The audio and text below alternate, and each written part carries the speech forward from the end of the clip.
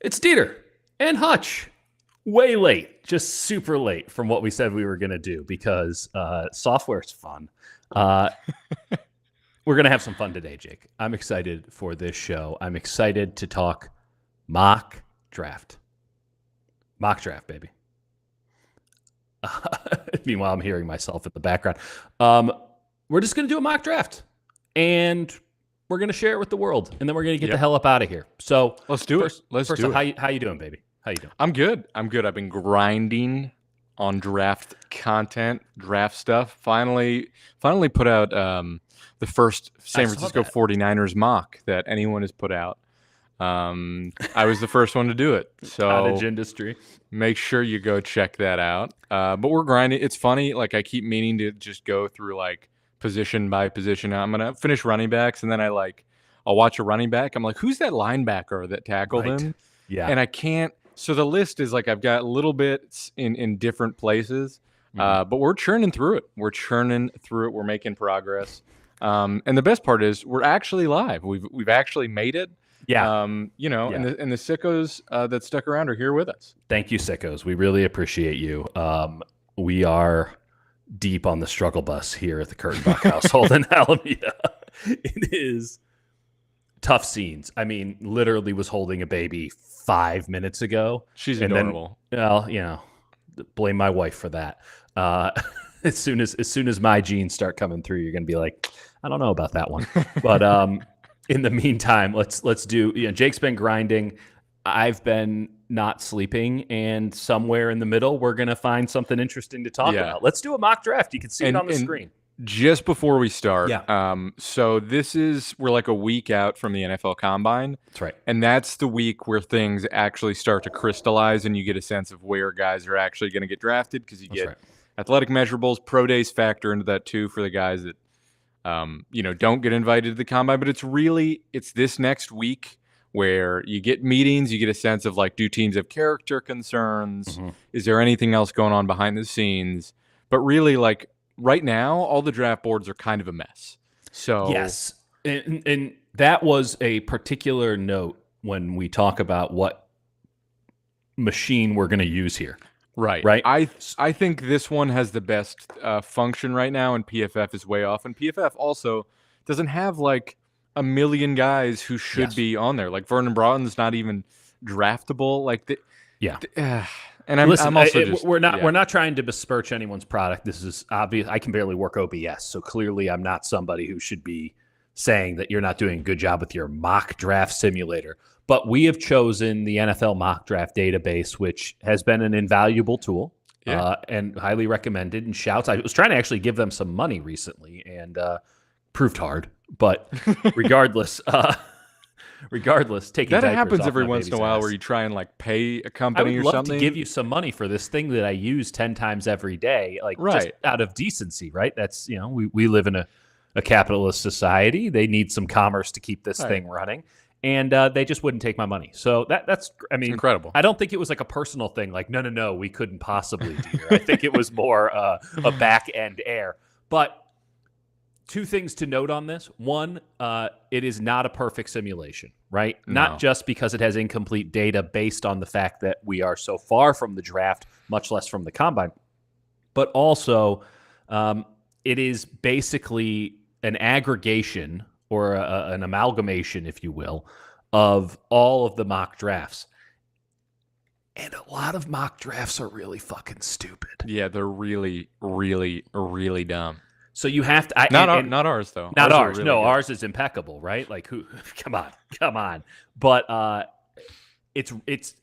I don't know how they weigh that. I don't know what their formulas have to be like. Oh, this guy's a moron, so let's give him 1 token, and this guy's a genius, so let's give him 10. I think that they just sort of put it all together because what else are you to do? And so we're going to get some interesting stuff here. There's going to be some guys where you and I both know he shouldn't actually be there, and we're not going to be able to resist actually taking him there. Right. But they do a really good job. One thing that they don't do well on this site, I want to be clear, is trades and trade values. Dude, it's insane. Jake and I send each other about 5 of these a day. You can trade down and acquire 30 picks for trading down like 7 spots. I traded a 4th-round pick for a 1st-rounder in 2026 awesome. the other day, and it's like, It's that's awesome. not how this works. So with that in mind, we're going to run it here. And here we go. We're going to start it off, and it's probably not even going to take Cam Ward number 1, who I presume is going to go number 1. So let's just see what we got here. Could be Abdul Carter. We're doing no trades, just as it stands. Obviously not how the world works, but here we go. We're going to start it up. Oh, well, sure enough, of course, Cam Ward goes 1 overall. But we're going to see where the Niners sit here at 11. Now, we're rejecting all trades again, even though some of these are some real tasty morsels. And this is something I was looking at a little bit earlier on today. So this gives us, Membu, who I think you and I are like Membu or bust. Right. But let's just look at these other options. Will Johnson, corner out of Michigan. Viable? I'm not sure at 11. Yeah. I like a lot of other corners in this draft. I think the value for the Niners, I'm not sure that makes sense. I'm with you on that one. I don't think McMillan is – I haven't spent a tremendous amount of time on McMillan because it hasn't felt terribly pertinent. Right. But in the time that I have spent, I'm not really all that sold on him right now. He's an awesome contested catch wide receiver. I'm not sure if he can run routes. I got to spend more time on him too, but it doesn't feel like the right fit. Okay. I'm going to jump down here. James Pierce Jr. You and I are not in on James Pierce Jr. No, there's some flash, but he's skinny and he doesn't pack a consistent punch to be an edge setter. And I see some other guys in this draft that I like better as pure pass rushers. Well, I mean, I think one of those guys, I presume, oh, no, he's off the board. So one of those guys would be our Mike friend, Green. Mr. Green from Marshall, who I can see that. I can buy that. Yeah. But here they are. He's not on the board in this scenario. I want to hold off on Warren and Starks for a moment.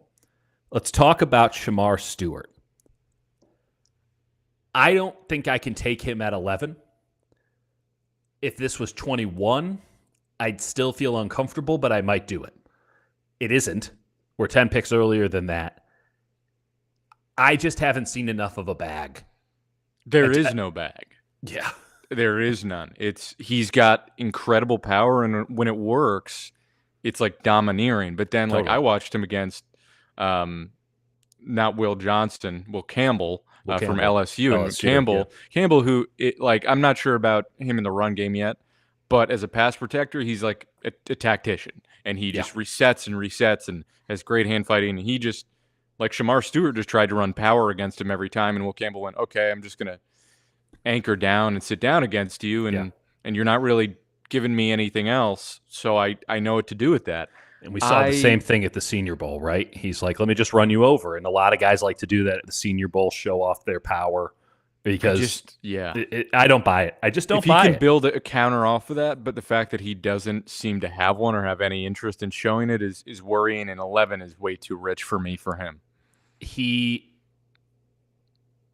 does make a lot of sense opposite Nick Bosa if he had more complexity to his game, but finding someone who is just a bit heavier and can bull rush, probably not as well as Shamar Stewart, but can bull rush, I don't think you need to pay a premium for that in the modern NFL. It feels like there's plenty of guys who do it. They found Sam O this year can do that. I mean, Charles Omenihu, who obviously is a well-paid player and all that. These guys exist. Apparently they're all Nigerian, but they exist. Sam O is, by the way, worth remembering that, he is a guy that can just play as an edge setter, and you can use him in a multitude of ways. So, in terms of setting the edge, I feel like when you're looking for edge rushers for the 49ers, ideally you want a guy who's going to be able to do that. But because you still have Yetur Gross-Matos. I don't know if they'll actually keep him, but you still have him and Sam O.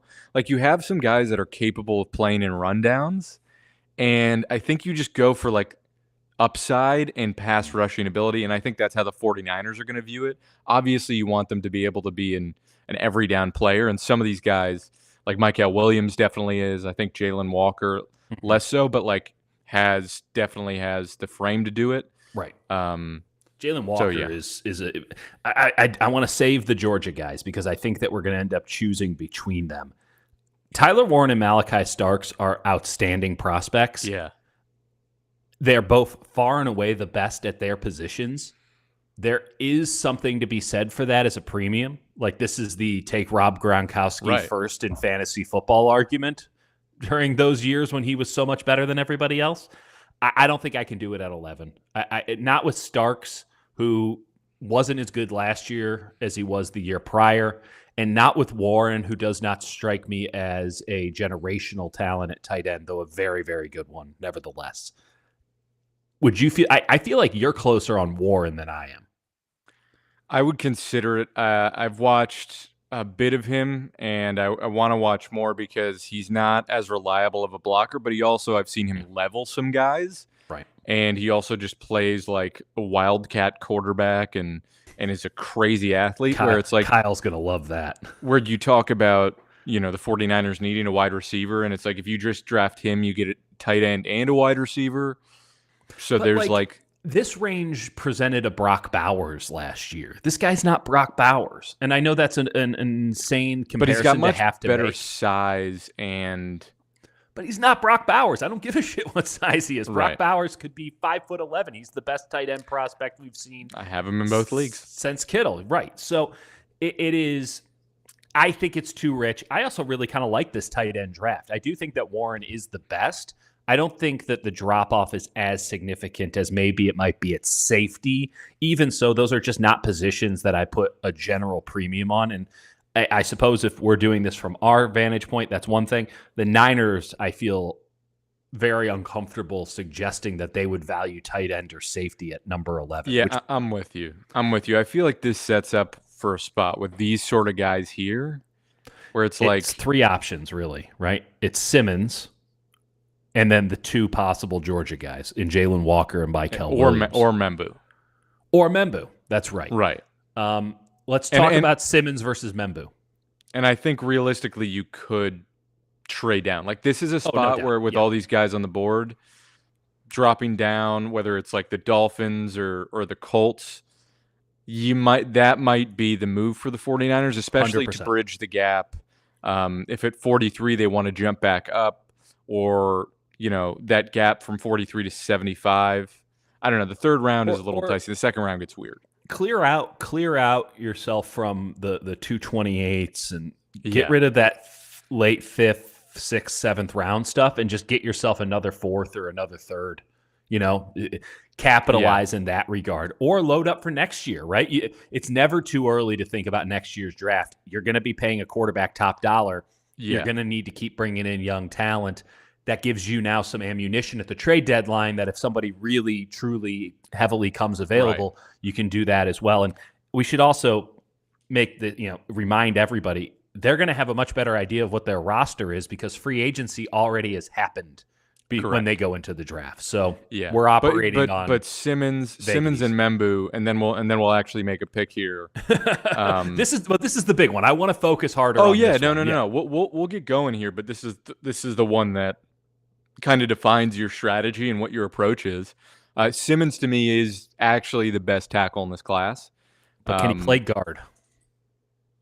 I don't know, and I don't know that you want him to. I think it's something where if you were to say, all right, we're just going to take the best tackle, then you say Colt McKivitz, you're moving to guard. Is that the best use of pick number 11? I don't know, and that's why that's not necessarily the route that I've gone with it. And why I've sort of favored Membu. Right. Although it's like, does Membu have the same tackle upside as Josh Simmons? It's close. It's close. I think you give up a little bit later for a lot now. Because Membu doesn't have anywhere near the polish that Simmons does. Simmons also has a pretty gnarly injury history. That's right. And Membu's going to play guard for you day one, and you know that. Worst case scenario, you have left guard figured out. Like, also, I think Membu can be a spectacular guard. I feel better about him at guard than I do at tackle, and there's no evidence that he's a bad tackle. I think that he's a future left tackle in the league. I also like him better when Missouri moved him from right tackle to left, especially in the red zone. He looked more natural on the left than he did on the right to me. That's right. So that's a good call. You want to talk about grinding tape. Putting him at left guard and working next to Trent Williams and learning from Trent Williams for a year or 2 years, and then that's your succession plan. that my gut is still there. I think in this spot I would want to trade down. But what are you feeling here? Well, now we have to talk about Williams versus Walker. So the two Georgia edges, one of which is an actual edge player, and the other one who is a goddamn wild card. I don't know what he's supposed to be. I think I would go. Oh, who would you choose between the two of them? I would feel safer with Williams. I think Walker is more dynamic off the bat. I think Williams has less of a bag, but I see the physical tools, and I see that Williams, he seems like a guy who has more in his tool shed, if you will, than Shamar Stewart, but like has the base of like he's going to drive and he's going to set the edge consistently. Yeah, I think Williams has a higher floor and a very high ceiling, but like I think Walker's ceiling is more enticing. I think we have to go with Williams here. I think you solve a problem. You need an opposite defensive end. They've thrown money at it. They have tried to draft it. I know that defensive tackle and guard and all these things are very important. We will get to them, I promise. But just as I said, Leonard Floyd and Yetur Gross-Matos. I like Gross-Matos. I think he's an interesting player. I'd keep him around. You need like 4 defensive ends this offseason. You need to move on from Floyd or at least move him into a very ancillary role. I'd go with Mykel Williams right here. I would too. Would I have the upside for him as an every down stud edge rusher and a genuine game wrecker once he figures it out. Like a Daniel Hunter type. Totally. I had Trey Hendrickson as a comp. I like that. That's a good comp. That's a really good comp. I like that a lot better. Thank you. The downside is a guy whose technique is like a little sloppy and never quite learns how to fully use his body to its full potential. But I just see him as a guy that drives, who's the frame, who's going to bull some dudes, and teams had to plan for him a lot and throw a lot of double teams at him. He's always closing down the pocket, and I don't know. I think his floor is like a much stronger, like Charles Omenihu. I like that. I like that a lot. So now we're on. So now we've taken Williams. We got an edge. That's covered. Now we're talking pick 43, and this is a challenging spot. Yeah, it is. Jackson Dart at 40. Come on. I mean, yeah. Let's get flipping real. I don't like Jihad Campbell. I don't like him. I don't see it. I think that there are better linebackers later in the draft. I think Nick Amonwari has the potential to be spectacular. I'm not going to lie, I don't like him either. This is why 43 is so tricky, because you can see this first round top 15 upside, but there's a reason they're on the board. Sorry, the Jets drafted Deion Walker in this sim, who, if you lose Javon Kinlaw in free agency, great. You've got a one for someone one else who can get driven 5 yards back every play. I'm not even a tricky spot. Gray Zabel's a guy that you've said you really like. I buy it, but I don't know what position he is, which I guess was a positive for Membu. So why am I not applying that to Gray Zabel? Like, how are they different in your eyes? I think Membu has more physical talent and a much greater upside. I think Zabel is a guy who I was surprised at how well he anchored, especially in the Senior Bowl. He had a great Senior Bowl. I think he's got plenty of athleticism. I just think Membu physically and tools-wise has the bigger upside. But, like, that's who I'm leaning towards in the spot. Can you slide down a little bit? Because this is an ugly, ugly area of the draft. Well, we've been talking a lot about Princely Uman Mielen. That's pretty good. Thank you. I can buy that, except we just sort of took a guy like that. Right. Which is why we were just trying to get away from Membu, because that's our obvious. Right. Fair. And honestly, that was such an obvious trade down spot, and the one rule is no trade downs. I love Travian Henderson. I love him. I do too. I can't get enough of him. I don't think there's value at this juncture taking Travian Henderson. So you can't go there. Ooh. Trey Amos is a guy you like a lot. That's, for me, 100% that would be the pick here. I think Trey Amos, in my opinion, is the third best corner in this draft, behind Travis Hunter and behind Will Johnson. And I need to watch more Will Johnson, because I don't want to say Amos is better than him, but like Trey Amos is a perfect cover 3 corner. He understands exactly where his help is at all times. He has the length, he has the speed, he has an understanding of route concepts. Yeah. I think he would be a stud. That would 100% be the pick for me. It's a lot of Renardo Green energy in Trey Amos. Different frame, but a lot of Renardo Green. And you need a third corner, and think about what you're trying to build here. Yeah. Like if you get a young safety and a young corner that are both like functional, not more than functional. We'll get a safety, my friend. We'll get a safety. The only other guy here is Ursary. Yeah. He's a big boy. He is a mountain of a man, and he moves pretty well. I like him a lot. I think he's a pro. I'm not sure that he's my left tackle of the future, though, and I certainly don't see the guard aspect of it, though. Forgive me, who was the gentleman for the Eagles who they brought in this past season to play right guard for them? Mekhi Becton. Oh, Mekhi Becton, yeah. A little Mekhi Becton energy. So maybe I'm wrong about the guard thing. I would go with Ursary, but I loved your passion on Trey Amos. It's something that now, hey, were these the priorities? No, but the value is such. Corner it's not to say that edge and corner weren't things that they needed to take care of, but you need defensive far away from the ball. Line. Right. Let's go with Amos. I think that's the right call. I just know in my heart of hearts he's going to be a very good corner in this league, and he's a perfect scheme fit. You had me at heart of hearts, my friend. All right, here we go, folks. Okay. Some people. So next pick is 75. Yeah. What do we got in the comments? Noel Williams. He's not. I was whelmed. Princely. People are critical of Princely. I understand. He has more strength in that frame than you would expect, and he has one of the best bags I've seen. Like he does default to going for like a speed rush bend, but he has a crazy spin move off of it that I do think is going to work, and he is bigger than you do think. He's like 6'5" and 255, which isn't heavy.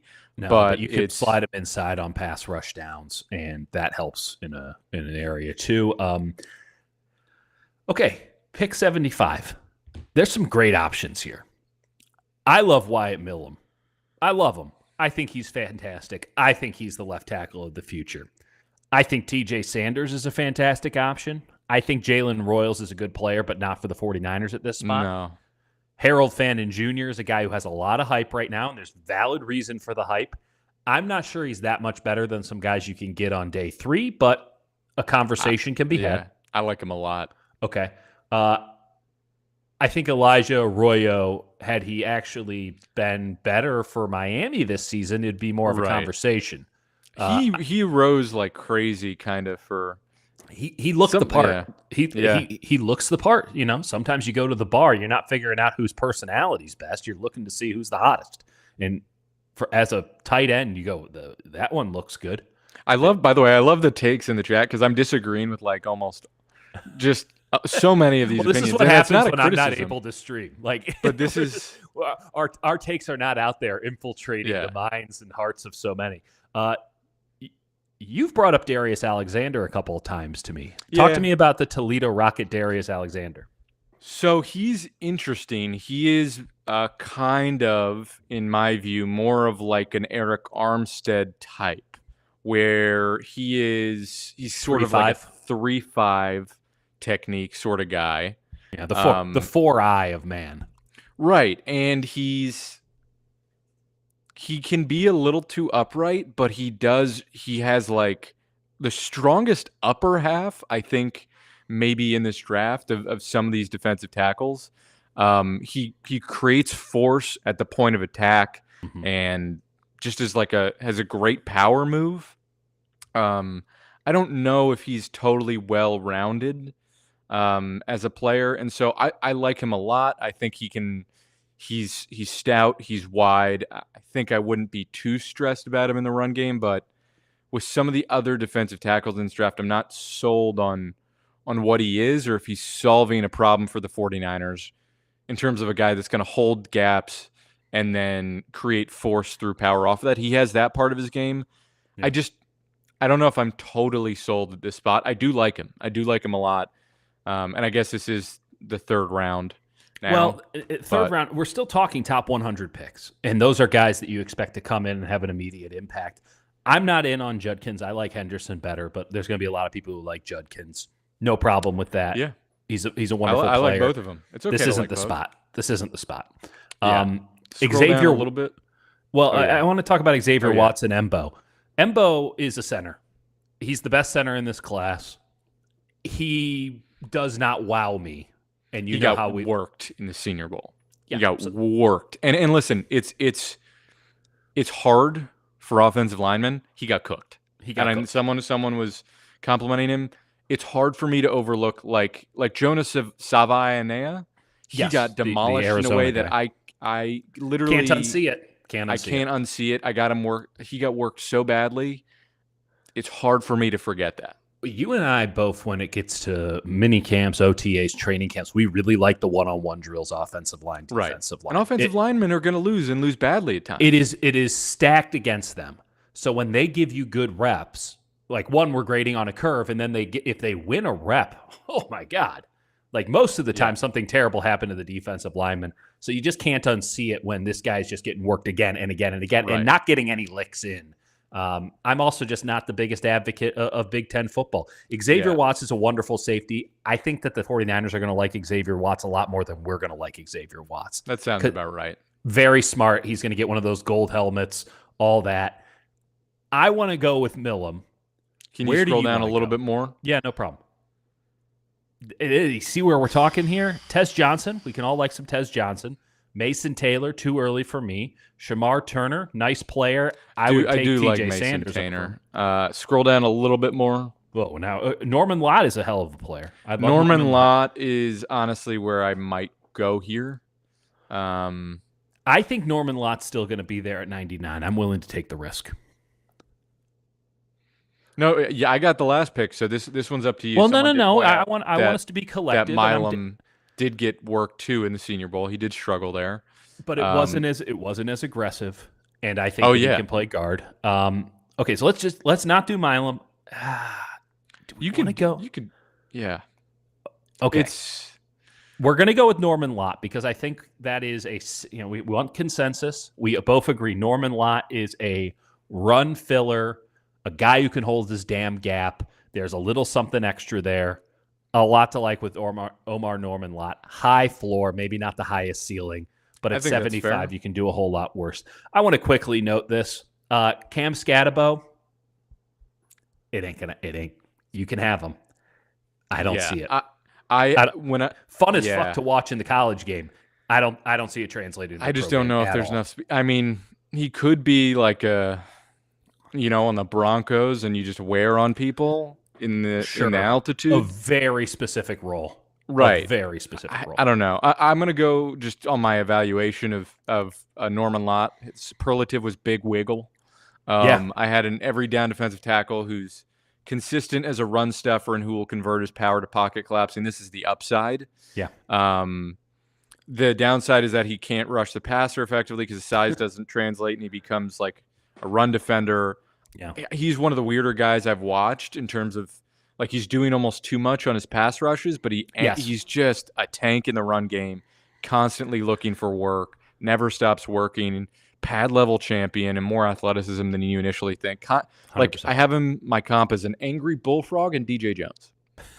Angry bullfrog. Yes. Pick 99. It's Andrew Mbuka. Sorry. Oh, yeah. Can you pronounce it for me? Makuba. Thank you. Sorry, I'm. seeing 6s and 7s. It's him.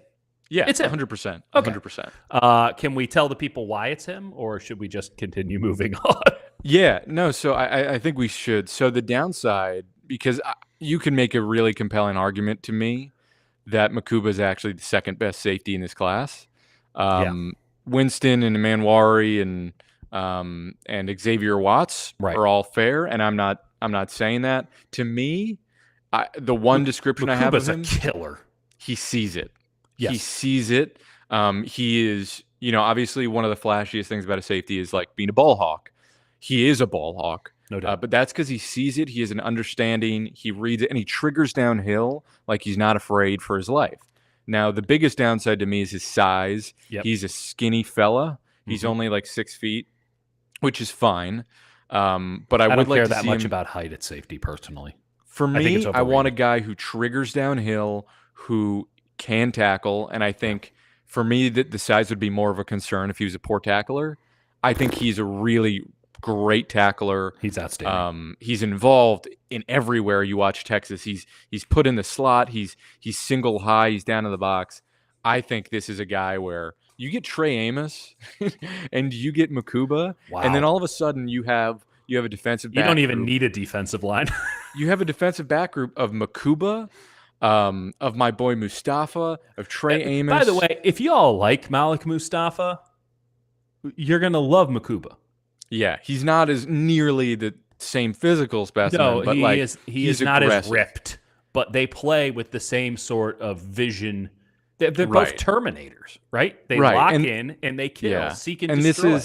And so listen, like we have not addressed an offensive line yet. We'll get to it. But think about the defense.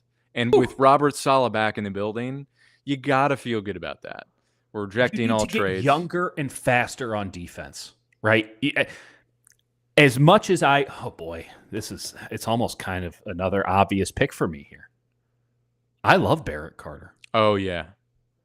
I think we're going back to defense. Let's scroll down a little so that we don't just get a little too fast here. Zy Alexander's a good option. Devin Neal's a great running back, even though he went to a terrible school. But your boy's probably the better linebacker. That's right. Smile Munden is fantastic. Dude. If the foot is there, he is the best linebacker. Smile Munden, I don't even know if he's the best linebacker. I think he's a nickel. I think he's a giant nickel. Ooh. He's the way what he did. By the way, Gunnar Helm, the tight end out of Texas, who I'm not in on. No. Munden had him clamped when Texas played Georgia. He basically shadowed him across the entire field and had him locked up. I like Jacob Parrish a lot, by the way, in this spot. Jacob Parrish, if they haven't taken a corner, Jacob Parrish has a lot of upside at this kind of weird in-between spot. Yeah, keep scrolling a little bit. Just so real quick, I want to mention Peebles. Peebles is good. So here's the thing about Peebles. If I have a comp, it is so clearly Javon Hargrave. Yes. He is sort of like just the second coming. I think Peebles is a guy that the 49ers, if they don't adjust their philosophy at defensive tackle, are going to say, we love this guy because he is in the exact mold of Javon Hargrave, a guy who's going to shoot up field. Yep. And listen, he does that well. He's wreaking havoc on almost every snap, but he's also on run snaps getting cleared out a ton of the time because it's that thing of like, okay, you can be hyper aggressive and shoot your gap and shoot up field, but then you're not maintaining your gap. You're not holding up in the run game. You're not two gapping. You're not adjusting when there's a delayed handoff, and you're getting taken out of a lot of plays where teams can run duo and so many other things at you, and your guards can just turn sideways and take you out of the play. So I think he's a really interesting player to decide whether the 49ers philosophy has changed. It hasn't. Barrett Carter, my thought on him, my only concern is that he might not have the full killer. Because he moves sideline to sideline. He plays smart, right? There's some warts in the game. I'm not pretending as if he's some perfect weak side linebacker. I don't have that question at all. Yeah, Chris Paul's crazy. Smile Munden. Chris Paul's crazy, but he's small. Yeah, he is smaller. I mean, he's really, truly part of his namesake. Who else? Can we real quick at this spot, just so people get a sense of like what the offensive line options are at this point? Yeah, we can do that. You want to look at tackles? Let's look at tackles. Oh, my man. Now, listen, this is too early on all these tackles, right? According to this, I love Holland Pierce. We're getting Holland Pierce at some point. I'm leaving with some Holland Pierce. Well, we got back-to-back picks for our next ones. That's true. Maybe you take your boy Holland Pierce. I'm hoping that we're still at 138. I think that we'll be able to get Holland Pierce there. Yeah, it is not Smiles times though. I mean, I like Trey Wettig out of Indiana, but I like Gerard Christian Lichtenhahn. Sure, you do. I do. He was good at the Shrine Bowl. It's a factual statement. Okay, I mean, we can check out some guards. Yeah, that's the only other Can we thing I see want to some see. guards? Interior offensive line. Lampkin, 5'10". Jake Majors, good center, good option at center. We're getting Clay Webb. I love some Clay Webb, no question. I think Josh Gray's an NFL caliber player. But Drew Kendall's your guy. Yeah, it's not a great interior offensive line class. I think later in this draft, we're going to get Kendall or we're going to get Webb, and we're going to feel pretty good about it. And we can take your boy Holland Pierce at 138 or 139. That's right. I think we go with Carter. I think we just lock it in. Now, I will entertain the notion of a Will Howard here, by the way.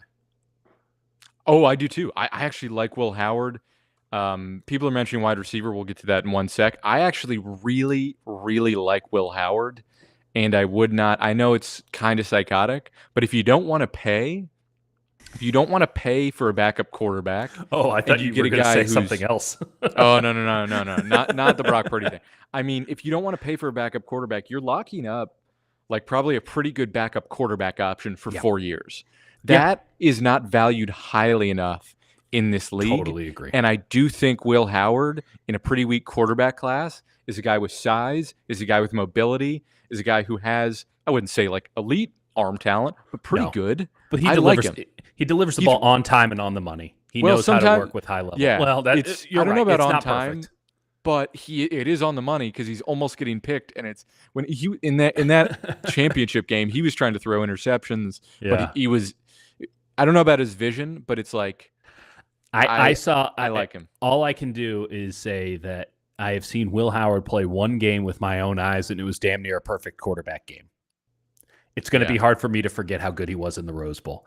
I understand that he has Jeremiah Smith. And he had 4 top 10 wide receivers. Like, I get all of that. He's a good. I like him. I like him. He's good, and there's a lot of people who want to take away from good quarterbacks because they had good talent around him. I understand, but it doesn't really work that way. He's also probably not going to be here. I think he's going to be like second, third round because this is a weak quarterback class. Also, before we make our selection, can you go to wide receiver?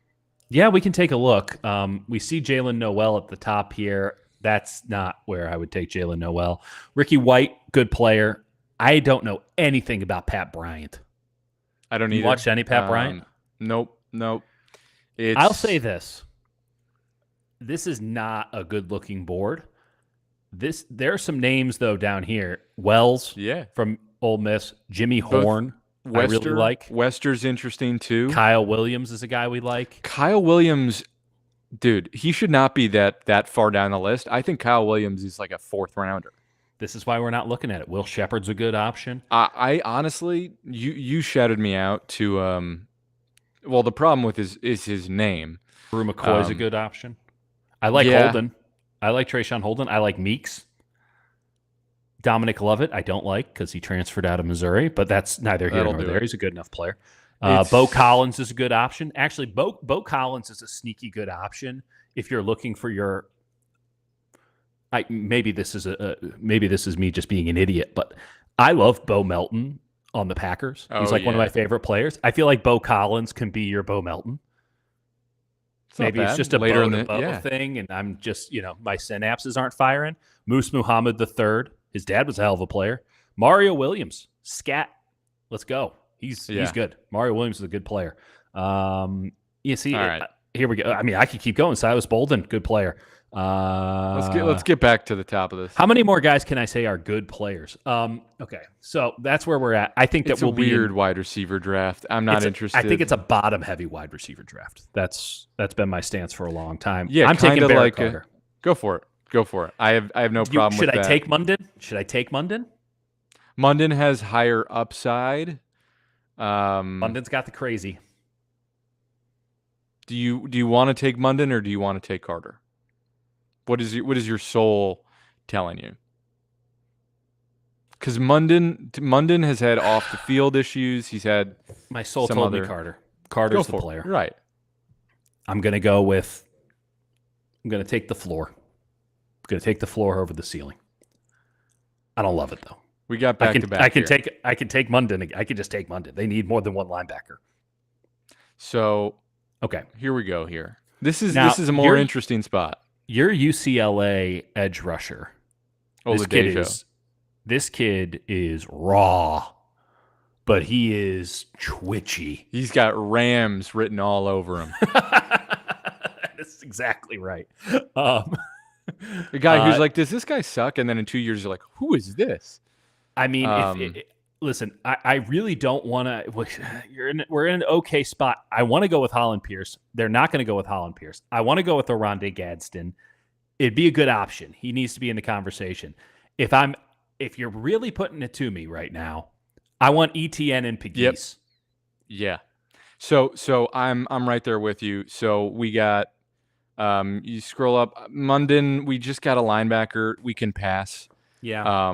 Oladejo. We took Michael at 11. I think we can hold off on a rotational guy when we have other needs and other guys that are on the same level. By the way, I think there's a lot of love for McCord right now. If I wanted an Ohio State quarterback, I would have taken Howard. There's a reason that Howard was the Ohio State quarterback this past season. It's because McCord, from week 1 of the 2023 season, was like, this ain't for me. And I appreciate what he did at Syracuse. I think they got a good program going on at Syracuse. I like a lot of the other guys at Syracuse. I think McCord is an NFL quarterback. I don't think that you should be drafting Kyle McCord. That's where I stand on him. Yeah, that's Stutzman. Totally fair. By the way, Stutzman, not for me. I don't see it. I don't get it, really. He's skinny. Yeah, but he's pretty rangy, and he's got some size, and he can grow into that and add some weight. I like Bowman a lot better. Now, you don't need him. Yeah. But at this spot, let's go. So we've got, to me, it's Pegues, ETN, Gadsden, Holland Pierce. Now, I do think Frazier is an option here. I haven't watched Miles Frazier. I like Miles Frazier. I like him. Not enough to take him here.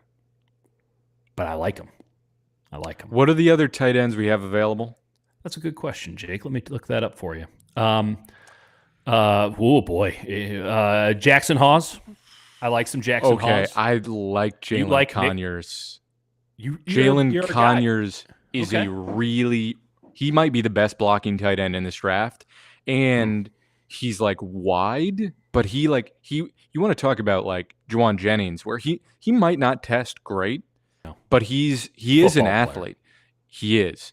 And so he's a guy, I wouldn't take him here, but I'm saying if we pass up on Gadsden, taking Conyers later. We should pass on Gadsden because I don't see. I'm excited that we have shifted the market on Gadsden as a guy who was not being drafted a couple weeks ago and now goes to the Shrine Bowl. He did it. I'm just being facetious, but goes to the Shrine Bowl. People get eyes on him. They go, "Oh, that's really nice. What a great receiver he is." And he can block a little bit too. I get the love. This is much like some other positions, a bottom-heavy.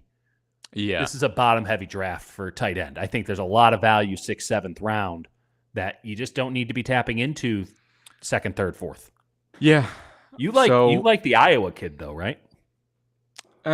Nick Lachey. He's a crafty route runner. I think he's a 7th undrafted free agent guy to me. Okay. What about Rivaldo Fairweather, a real person? I love the name. I like Eurosec out of Georgia. You do like Eurosec. I think he's really solid. I think G. Scott is in this draft. G. Scott's in this draft. Apparently. Dude, I like him a lot. Okay, we'll keep that in mind. Actually, you know what? We got to verify that that's in there. We might be running up against it.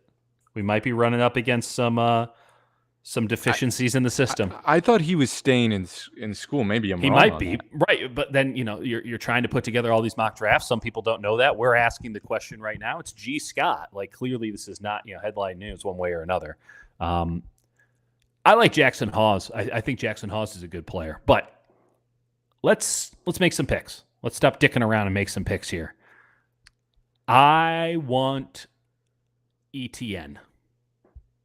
Yeah. Someone mentioned he had a DUI. Who hasn't? I mean, I haven't, but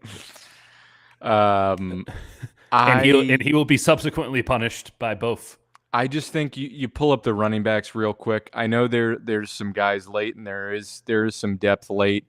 I really like the kid out of USC.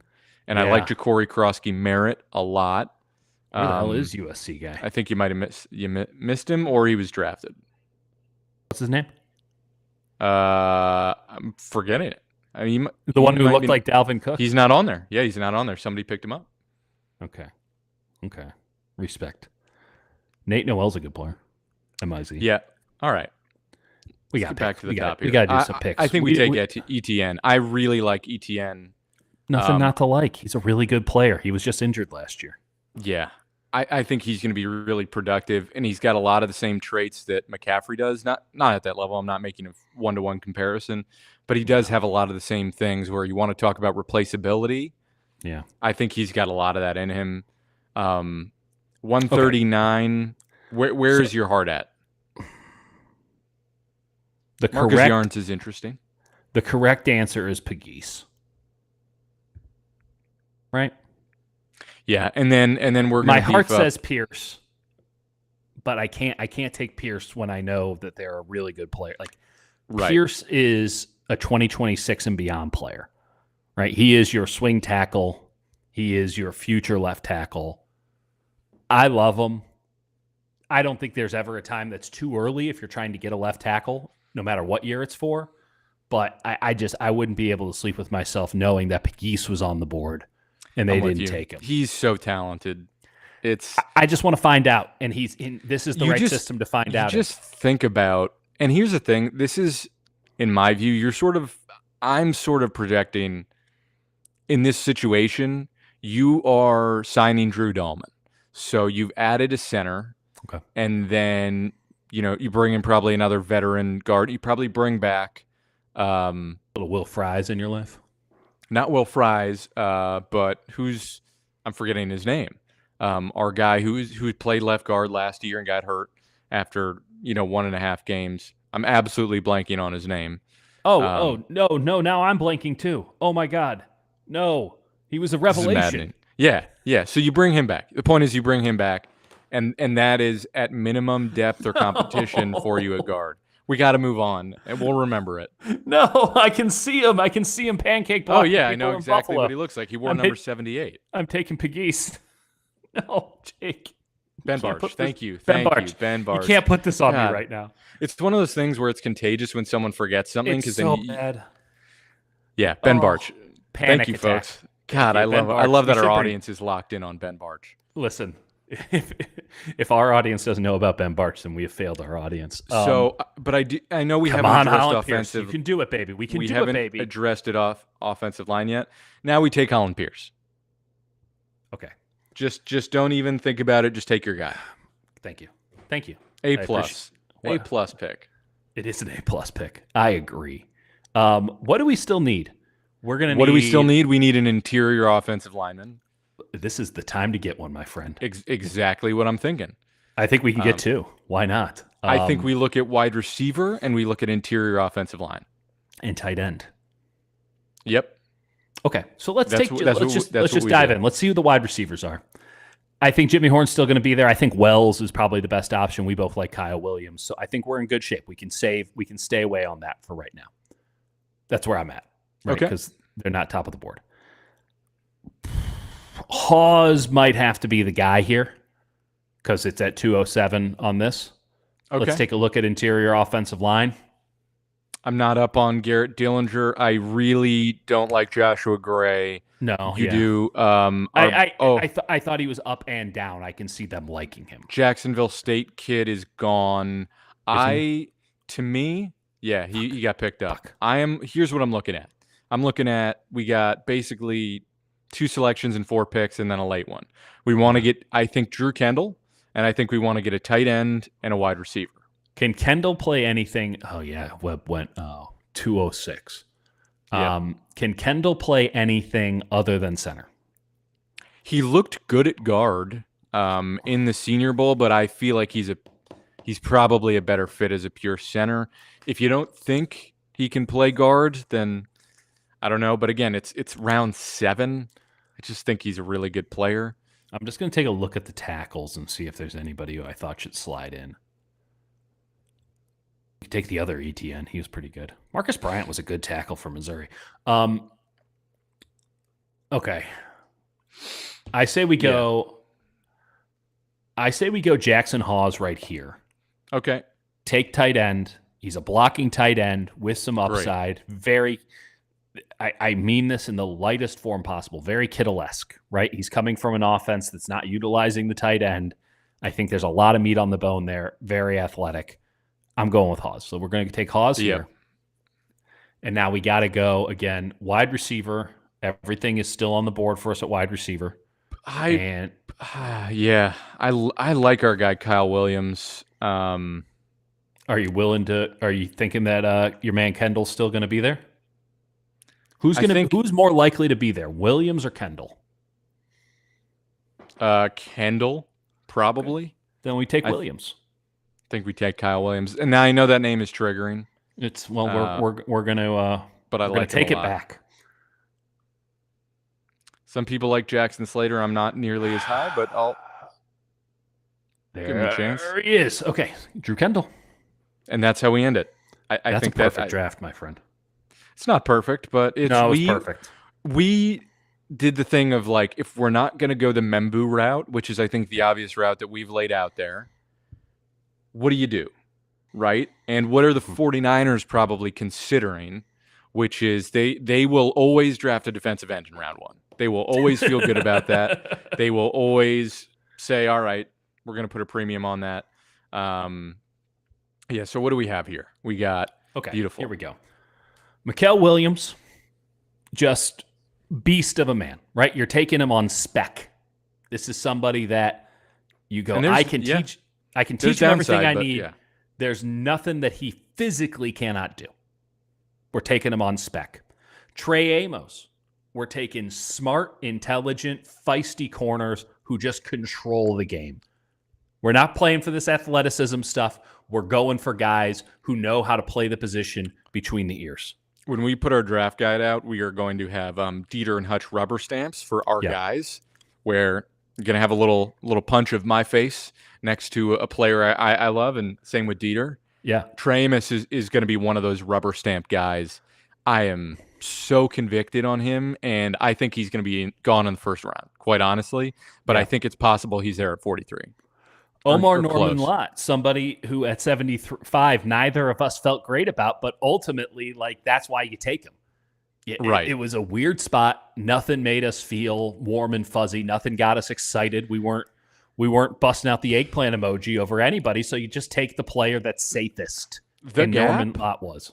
The gap from 30 to, 80 is really, really a wasteland of a lot of guys who might suck, who have a lot of athleticism or weird traits, and it's in a weird spot right now. And I hope athletic testing bumps some of the guys up from the middle rounds that should be there.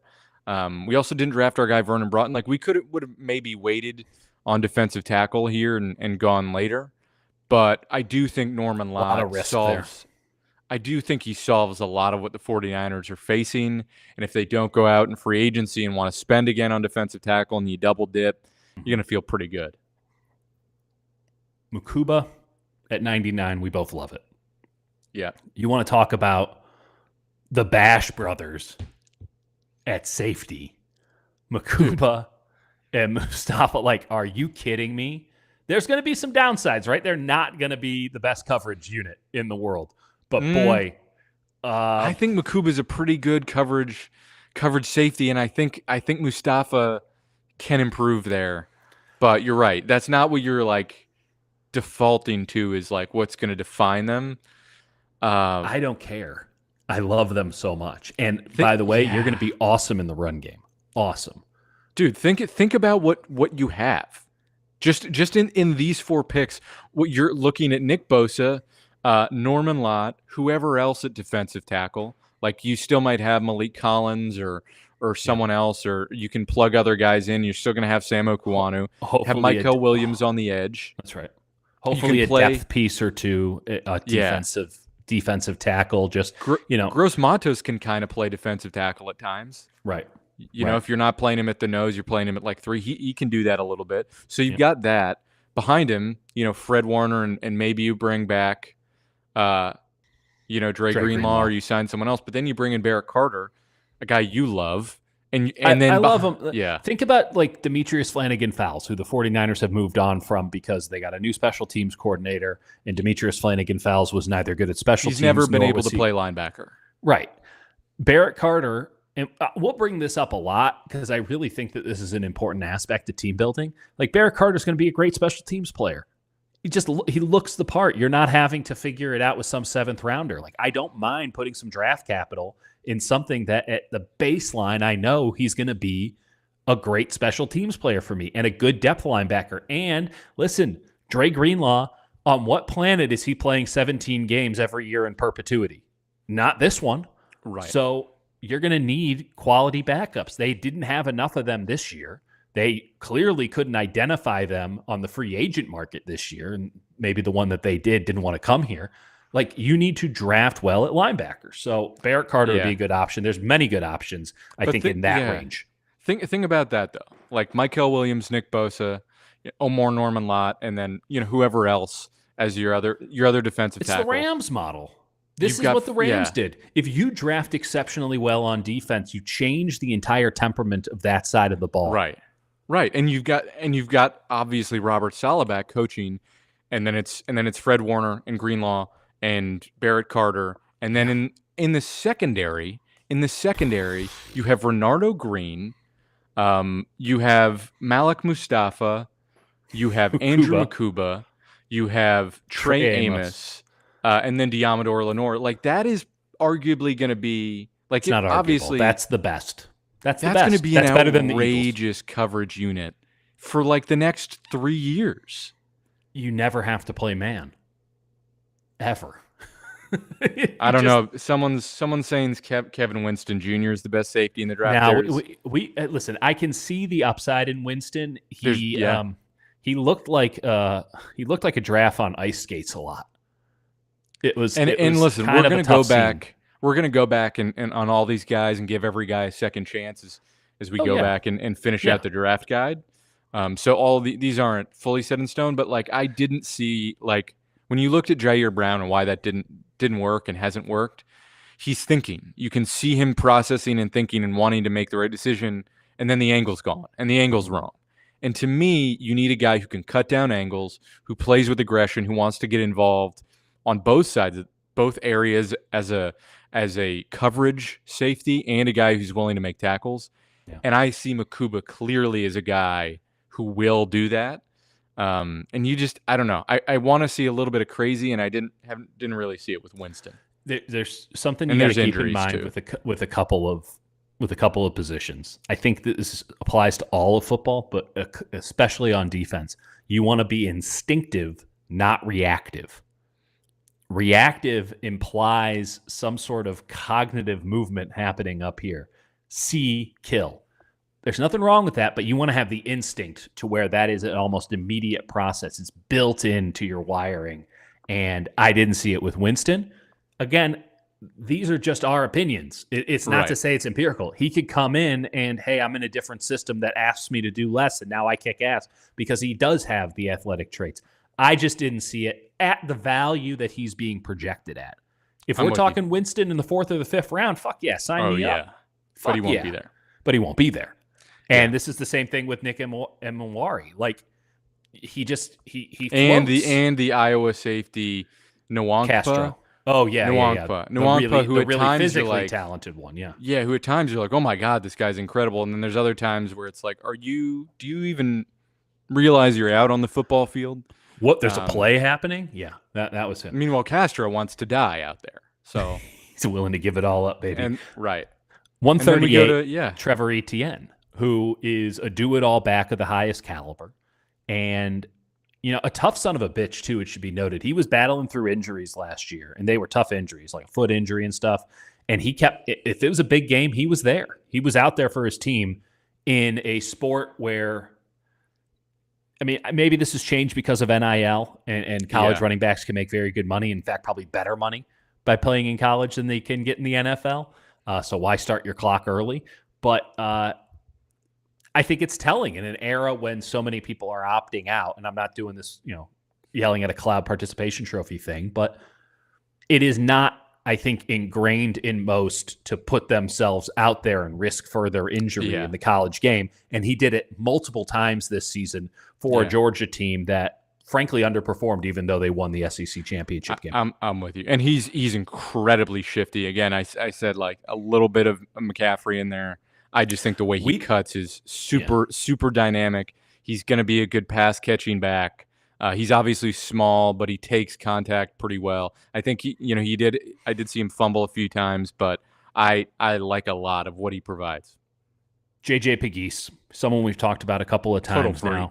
Just explosion, big, lumpy explosion. It is a spectacular sight to see. This is a guy who came into the college game as a tight end at Auburn, transfers to Ole Miss, put on some frankly bad weight comparatively, but played him at defensive line. They played him at fullback. They used him like Refrigerator Perry. JJ Pegues is somebody that you put into a system where he's not asked to do anything but be awesome. Yeah, right? Exactly. Like, you don't have any go do cool shit, and he's going to do cool shit for you. And I think that this is a situation for the 49ers that'd be great. Like, we're only going to use you on third downs. Go get him, big fella. And frankly, I think Kyle would be, if they had this guy, he'd be remiss not to find a way to get him on offense too, because he is crazy explosion. Holland Pierce at 189. I love Holland Pierce. That's a perfect spot for him. So much. This is the guy who I'm going to give him the stamp. Let's be clear about this. I can't quit him. I know. It's a problem. Every time we watch, it's very difficult to watch him play football. We've joked about it before. He plays as if every joint in his body needs to be oiled beforehand, like he's in some sort of an exoskeleton. This is a guy who has lost like 100 pounds since he got to Rutgers and is still at 340. But he is a manhandler.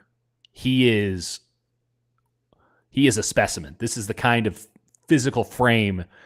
Like, I'm 6'9", 320. There's a reason that I sucked at football. There's a reason I got D1 scholarships on spec. Right? You cannot build them like this. They're like, it's what a waste of talent. Well, lack of that. What a waste of a body to not have any talent for football in it. To be such a big puss that you don't want to do it anymore. Holland Pierce, not a puss. Mean son of a bitch. Nicest guy in the world, apparently. Yeah. Got some work to do, and but here, this is a great spot for him. If you were to draft him next year, if he were to take a 1 year, not a sabbatical, but just like a finishing course, right? Where you just put him in with some offensive line coach for a year. Dante Scarnecchia takes him for a year and says, I'm going to turn you into a left tackle. He's Jordan Mailata. Like, I don't know if he's got that athleticism. He moves really well. He just doesn't, the upper body defies what's happening on the lower body, which I'm not sure is the worst thing, because when that upper body, it's not fluid. So when it gets you, it stays got. I love Holland Pierce. Highly recommend watching him. Jackson Hawes. Listen, this was not a pick with a lot of conviction, but this team needs a tight end. Jackson Hawes fits the bill as a move tight end, someone who can come in, block in line, someone who can catch a pass, and someone who has at least the possibility of filling in for George Kittle and letting the offense run the same way, obviously at a lower level. Yeah. My guy who's not available here is Jalen Conyers out of Texas Tech. I think he's a great blocking tight end. I was worried about his height, but I think he's at least 6'4". Okay. And he can move. Like, he's great with contested catches. I can run some routes. Like, I think he's sneaky good, and he's just going to be like a Jawan Jennings type, where he might not actually test that well, but the tape is going to tell you all you need to know. And then we go to receiver finally, Kyle Williams, who I know there are ghosts there with that names, but this guy's, I feel like, what Jacob Cowing was supposed to be. Yes, that's a great call. Right? Like, all the upside. He just gets the job done. He separates. This is the thing that stood out on his tape, because there wasn't a lot of it as of a couple of weeks ago when we first kind of got onto him. He catches, he finds some gaps, and then he pulls away. And I think not like he's underestimate his speed. Yeah. This is what you're looking for in a late round wide receiver. Somebody who has the ability to not just catch it. Everybody can catch it. Everyone's got some requisite speed. Everyone's got something going on. This guy has that little extra something to where he just defies the regular pace of the game. There's something innate that can't be explained. Going back to a Jawan Jennings comp, like, how does he do it? No one knows, but it just keeps happening. Kyle Williams has a little bit of that in a different way. How does he do it? Doesn't really make any sense, and yet it keeps happening. And at 232, you show up at OTAs and it doesn't show up, and you go, whatever. I think he's going to be like a 4th round pick. I think he's going to get there. The combine will be telling. I think he's got great acceleration in and out of his breaks. He's not huge, but he's really productive. And then we finish off with we go back to the offensive line and we get Drew Kendall, who's probably more center. That's something where if you end up sticking, at center and you don't go get Drew Dahlman, Kendall makes a lot of sense. I think he's more center than guard, but what I saw from him in the Shrine Bowl is a guy who he's really able to identify when stunts and loopers are coming. He picks it up. He communicates really well. He resets, and he's pretty strong for a guy that went to like Boston College. And I know your college doesn't dictate strength, but I liked a lot of what I saw from him. I'll tell you this: Jim Harbaugh's going to love this guy. This is Jim Harbaugh's kind of offensive lineman, which is a very high bit of compliment. Just looking here at the first round as it runs out, Starks goes at 25. That's something to keep in mind. Tyler Booker at 31. Donovan Jackson at 32. Next year's draft is going to be a lot better, I think. This is I'm looking for like the primo like Matthew Golden at 16. Blue chip talent, and it's hard to find. That guy is a blue chip talent. Travis Hunter. Mike Green. Mike Green's an impressive player, but Mike Green's only moving up in this draft because there's no one else really to claim the spot, right? It's him and Abdul Carter are like the 2 blue chips. And this is Hunter? Travis Hunter and Abdul Carter are like the 2 blue chip guys. And outside of that, I'm like... Yeah, I'm with you. I think a lot of people really like Cam Ward. I like Cam Ward. I don't necessarily think he takes a lot. I was watching Miami the other day, and he takes a lot of time and hangs on to the ball for a while. His boy Shador does that even worse. I don't think Shador's going to succeed at all. I don't think there's a first-round quarterback. I wouldn't give Cam Ward a first-round grade. Now, he'd be the only one that I would consider it for, but I think that he's a 1-2, right? I would take him somewhere between 20 and 40. I'm with you. I was having my druthers, but that's not what this is about. This was about doing a 7-round mock draft, and just take it in one last time, folks. Look at that bit of beauty right there. Think about how fiery that defense is going to be. Just the explosion. You got younger, faster, stronger, meaner, quicker, better. You got better. Can use some help on offensive line for sure. That's why they pay. That's why they pay first or the big bucks, baby. That's why who needs good offensive linemen when you got him? That's why he said, "Don't take offensive linemen in the first round. I like him in the 3rd, 4th, 5th, and 6th." Yeah. So, okay, that's our mock draft 1.00000. Yeah, I think we're going to have about 40 of these between now and then. We're going to get back to the regular here pretty soon. Babies, what are you going to do? You got children. It's a good excuse. Multiple. I'm an idiot. Good talking to everybody. By the way, I'll get this OBS thing figured out, and we'll do it. If you are a member, your chats are going to pop up on the screen. We're close. I promise you we're close. Not close enough, but close. We'll talk soon.